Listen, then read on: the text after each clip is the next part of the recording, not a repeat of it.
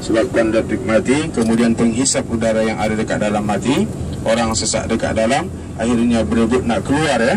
Akhirnya yang tua-tua banyak yang terpijak, meninggal dunia. Setelah terjadi kejadian ini, di saat itulah mereka menjadikan terowong tersebut menjadi dua. Satu laluan untuk pergi melontar, satu laluan balik daripada melontar ya. Nah, jadi di belakang bukit ini juga masih banyak kemah-kemah ya. Jadi kalau kita ikut muasasah dengan tabung haji, di belakang bukit ini, ikut dengan Andalusia di belakang bukit itu juga ya. Lalunya kalau kita nak melontar daripada belakang bukit, dalam 6-7 km baru sampai ke tempat pelontaran.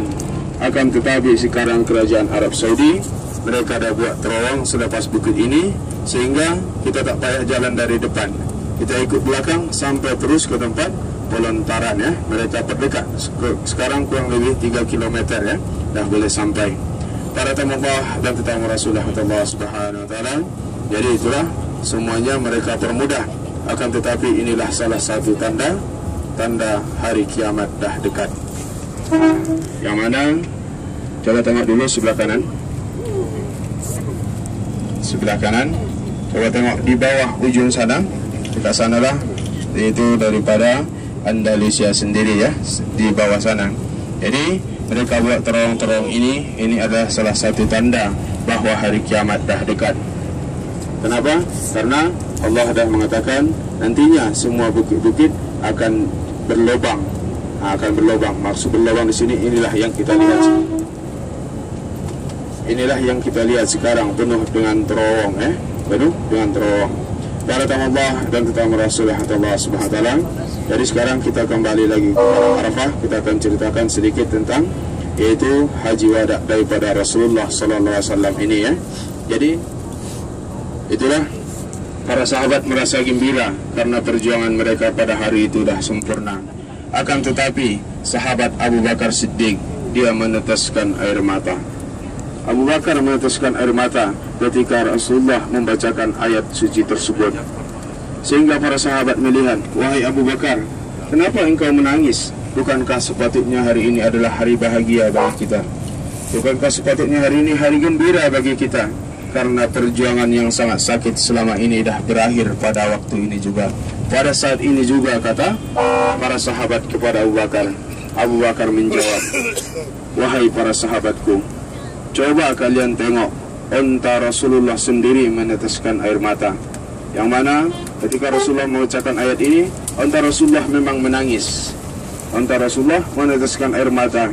Apalah lagi kita manusia yang mempunyai akal dan pikiran, yang mempunyai hati, yang mempunyai kasih sayang, kata Abu Bakar. Sehingga para sahabat tercengang, bingung apa yang dimaksudkan oleh Abu Bakar As-Siddiq. Mereka bertanya kepada Abu Bakar, wahai Abu Bakar, apa yang engkau tahu pasal ayat ini, kata para sahabat kepada Abu Bakar. Abu Bakar pun mengatakan, wahai para sahabatku, perlu kalian ketahui, kalaulah pada hari ini Islam dah sempurna, nikmat iman Islam dan ihsan dah cukupkan Allah Subhanahu wa taala, dan Islam itu dah diri Allah Subhanahu wa taala menjadi agama kita. Ini sebagai tanda dan bukti bagi kita, tak lama lagi kita akan kehilangan Rasulullah sallallahu alaihi wasallam. Kita akan kehilangan orang yang kita cintai. Dia akan kembali ke hadapan Allah Subhanahu wa taala disebabkan perjuangan ataupun sebabkan tugas beliau di atas dunia ini dah sempurna, kata Abu Bakar As-Siddiq. Akhirnya para sahabat pun meneteskan air mata. Mereka meneteskan air mata bukan disebabkan tak bahagia Islam dah sempurna, akan tetapi mereka lebih takut kehilangan Rasulullah sallallahu alaihi wasallam, kehilangan orang yang mereka sayangi ya. Itulah yang membuat para sahabat meneteskan air mata. Para tamu Allah dan tetamu Rasulullah Subhanahu wa taala. Jadi setelah terjadi ataupun setelah haji wada ini, akhirnya Rasulullah pun kembali ke Madinah Al-Munawwarah dalam masa 2 bulan 22 hari. Di saat itulah Rasulullah diserang penyakit demam panas. 2 bulan 22 hari selepas haji wada, di saat itulah Rasulullah pun sakit perut, sakit demam panas ya. Yang mana panasnya demam Rasulullah ini, seandainya kita basahkan satu kain, kemudian kita letakkan yaitu ke dahi Rasulullah SAW, beberapa saat dia akan terus kering. Itulah panasnya demam Rasulullah SAW. Akan tetapi tuan-tuan dan puan, walaupun Rasulullah dah demam teruk, demam panas, dia tidak pernah melupakan umatnya sampai akhir hayat hidupnya, sampai dia nak menghembuskan napas yang terakhir. Ketika dia melihat malaikat Israel pencabut nyawa dah datang, di saat itulah Rasulullah bertanya kepada Jibril, ummati, ummati, ummati, kata Rasulullah kepada Jibril, wahai Jibril, macam mana umatku, macam mana umatku, macam mana umatku, kata Rasulullah.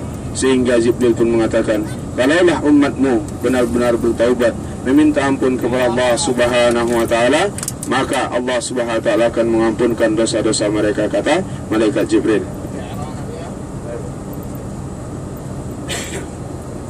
Para tamu Allah dan tetamu Rasulullah Subhanahu wa ta'ala, makanya barulah Rasulullah SAW boleh tenang pergi menghadap Allah Subhanahu wa ta'ala, ya. Jadi sampai akhir hayat Rasulullah masih mengingat kita. Akan tetapi yang kita sayangkan, di akhir zaman ini kita umatnya banyak yang melupakan Rasulullah sallallahu alaihi wasallam, ya. Para tamu Allah dan tetamu Rasulullah SWT, itulah perjalanan haji wada daripada Rasulullah sallallahu alaihi wasallam. Jadi kita berlalu yaitu ke Wadi Arna, ya, yang mana inilah salah satu tanah yang diambil oleh malaikat Israel untuk menciptakan Nabi Adam. Jadi yang mana penciptaan Nabi Adam ini, dia ada 7 tanah, ya, 7 tanah dicampur. Salah satunya adalah daripada tempat tadi. Jadi di saat itu disuruhlah malaikat Jibril untuk turun ke bumi untuk mengambil tanah yang ada dekat sana. Ketika Jibril mengambil tanah ini menjerit, menangis. Kenapa dia menangis? Disebabkan dia tak nak dijadikan manusia. Kenapa dia tak nak dijadikan manusia?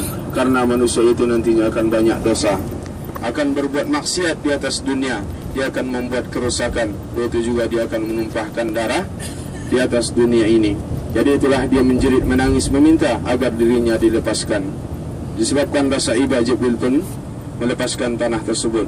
Diutuslah malaikat Mikail, sama seperti Jibril. Dia kasihan, dia lepaskan. Kemudian disuruhlah malaikat Israel. Tanah ini menjerit, meminta agar dirinya dilepaskan.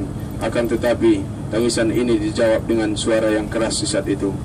Diam engkau wahai tanah, sesungguhnya aku lebih patuh kepada perintah Allah Subhanahu wa ta'ala dibandingkan mendengarkan tangisanmu, kata malaikat Israel.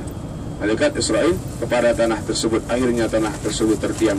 Dibawalah ke hadapan Allah Subhanahu wa ta'ala, dan di saat itulah malaikat Israel diangkat menjadi yaitu malaikatul maut, pencabut nyawa, ya. Jadi malaikat Israel dia tidak mempunyai rasa iba ataupun rasa kasihan, ya. Para tamu Allah dan tetamu Rasulullah Subhanahu wa ta'ala, kemudian kita berjalan ke Talang Siti, Talang